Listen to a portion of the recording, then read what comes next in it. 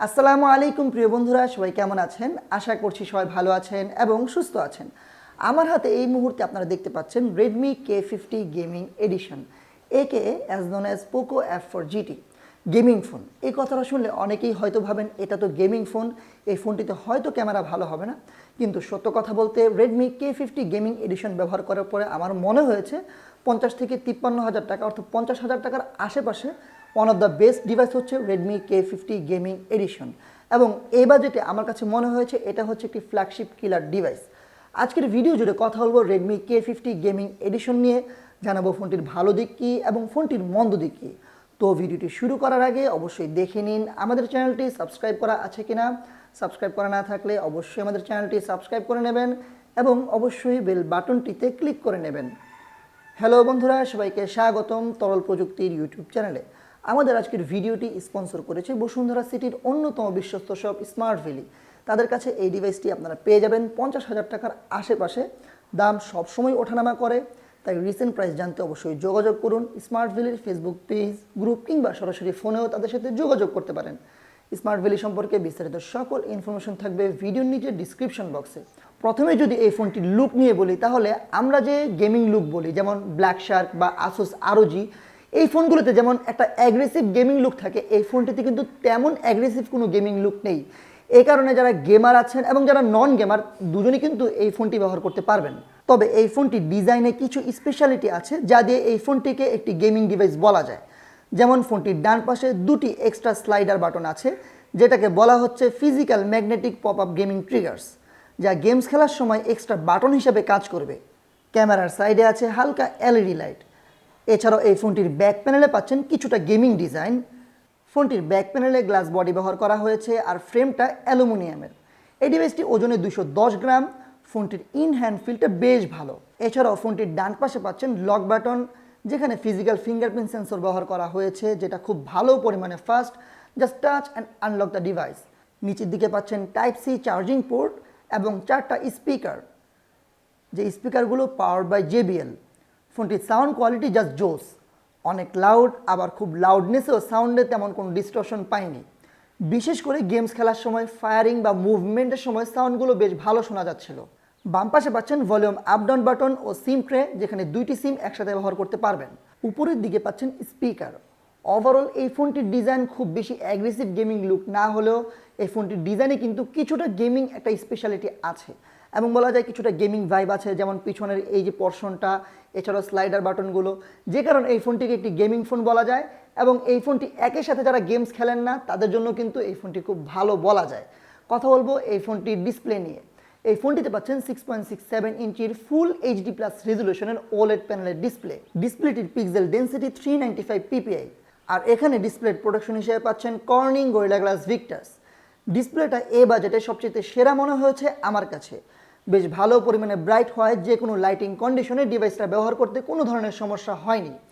এছাড়াও ডিসপ্লের চারপাশে চিন ও বেজেল অনেক কম, পাঞ্চ হোলটাও ছোট। এ কারণে ডিসপ্লেটিতে গেমস খেলে কিংবা ইউটিউবে ভিডিও দেখে ফুল ভিউ এক্সপিরিয়েন্স পেয়েছি। বেশ কালারফুল ডিসপ্লে, প্রতিটি কালার খুব ভালোভাবে চোখে লেগেছে। এছাড়াও টাচ রেসপন্স বেশ ভালো। ওভারঅল এই বাজেটে one of the best display পাচ্ছেন এই ফোনটিতে। সো এই ফোনটির ডিসপ্লে, ডিজাইন এবং ডিউরেবিলিটি আমার কাছে বেশ ভালো লেগেছে। কথা বলবো এই ফোনটির সবচেয়ে আকর্ষণীয় পার্ট এই ফোনটি গেমিং নিয়ে, এই ফোনটির প্রসেসর, সফটওয়্যার পারফরমেন্স এবং ব্যাটারি ব্যাকআপ নিয়ে। এই ফোনটিতে সফটওয়্যার হিসেবে পাচ্ছেন MIUI 13 বেসড Android 12 এবং এখানে প্রসেসর হিসেবে পাচ্ছেন স্ন্যাপড্রাগনের লেটেস্ট ফ্ল্যাগশিপ প্রসেসর 8 Gen 1 আর GPU সেকশনে পাচ্ছেন Adreno 730। গেমিং নিয়ে প্রথমেই যদি বলি, বিন্দাস গেমিং পারফরমেন্স পেয়েছি এই ডিভাইসটিতে। পাবজিতে আলট্রা HD সেটিংসে খেলেছি, একদম ল্যাগ ফ্রি, কোনো ধরনের ফ্রেম ড্রপ পাইনি টানা খেলেও। তবে এই সেটিংসে খেলতে গেলে 20-25 মিনিট খেলার পরে প্রচুর হিটিং অনুভূত হয়। এছাড়াও HDR এক্সট্রিম সেটিংসে বেশ ভালো খেলা যায়। ফোনটিতে হিটিং হলেও 5-6 মিনিট পরে আস্তে আস্তে কুল হয়ে যায়। একটা বিষয় লক্ষ্য করেছি, কুল হওয়ার সময়টাতে গ্রাফিক্স কোয়ালিটি একটু লেস করে, এছাড়াও FPS ড্রপ করে। এই ডিভাইসটিতে Call of Duty high graphics সেটিংসে বেশ স্মুথলি খেলেছি, কোনো ধরনের ল্যাগ বা ফ্রেম ড্রপ পাইনি। তবে এখানেও টানা খেলার পরে হালকা হিটিং ইস্যু পেয়েছি। আরও খেলেছি ফুটবল। এই গেমসটা খেলার সময় সবচেয়ে ভালো লেগেছে গ্রাফিক্স। এখানে প্লেয়ারদের ফেস মোবাইল গ্রাফিক্স হিসেবে বেশ রিয়েলিস্টিক লেগেছে। এছাড়াও অ্যাসফল্ট 9 খেলেছি, খুব স্মুথ গেম প্লে পেয়েছি, কোনো ধরনের ল্যাগ বা ফ্রেম ড্রপ নেই। মোটামুটিভাবে ফ্রি ফায়ার সহ আরও টুকটাক গেমস এই ডিভাইসটিতে ট্রাই করেছি, টানা খেলার পরে হিটিং ইস্যু ছাড়া তেমন কোনো ইস্যু পাইনি।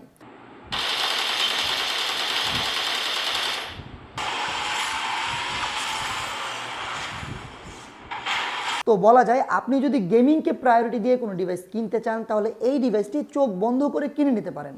কথা বলবো এই ফোনটির ব্যাটারি ব্যাকআপ নিয়ে। এই ডিভাইসটিতে পাচ্ছেন 4700 mAh এর বিশাল ব্যাটারি, বিশাল বলবো না, মোটামুটি ব্যাটারি বলবো। তবে এখানে বক্সে পাচ্ছেন 120 ওয়াটের ফাস্ট চার্জার, যে চার্জারটি দিয়ে এই ফোনটি ফুল চার্জ হতে সময় নেয় মাত্র 25 মিনিট। হ্যাঁ, ঠিকই শুনছেন, মাত্র 25 মিনিটে এই ফোনটি ফুল চার্জ হয়ে যায়। এবং একবার চার্জ দিলে 120 Hz রিফ্রেশ রেটও 6 থেকে 6.5 ঘন্টার মতো স্ক্রিন অন টাইম পেয়েছে এই ডিভাইসটিতে। একটা বিষয় একটু নেগেটিভ লেগেছে, সেটা হচ্ছে 20% চার্জ আসার পরে খুব দ্রুত চার্জ ড্রেন করে। লাইক এরপরের 20% 20 থেকে 22 মিনিটেই শেষ হয়ে যায়। But overall battery backup decent. কথা বলবো এই ফোনটির সফটওয়্যার এবং প্রসেসর পারফরমেন্স নিয়ে। ডিভাইসটি পারফরমেন্স সেন্ট্রিক, এটা আগেই বলে রাখি। এখানে যে কোনো অ্যাপ খুব দ্রুত ওপেন হয়ে যায়, একটি অ্যাপ থেকে অন্য একটি অ্যাপে খুব দ্রুত রান করে। এছাড়াও যে কোনো অ্যাপ খুব স্মুথলি চলে, মাল্টিটাস্কিং বা হেভি ইউজে কোনো ধরনের সমস্যা নেই।